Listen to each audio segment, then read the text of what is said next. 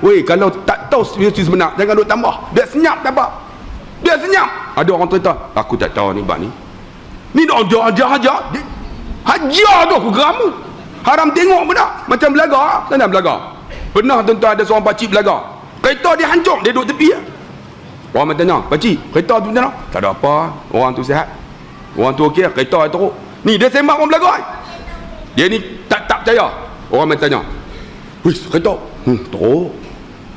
Asalnya dia tanya orang hak belaga tu, teruk tak? Tak ada apa. Saya. Dia keluar orang tanya, kereta tu teruk, orang macam mana? Teruk. Haram dia dah jumpa dah.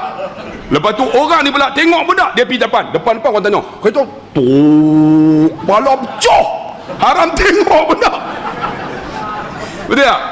Hadu tambah, dia suka menjawab. Macam tu tuan-tuan, tak percaya kita. Lepas tu kepala pecah tu, dia tengok pun tak. Orang tanya, macam mana? Pecah. Lepas tu tanya tu pergi pula, macam mana?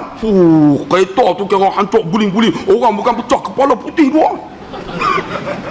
Leh kali tuan-tuan, tengok mati pun tak orang tu. Elok kita ada buat fitnah tuan-tuan.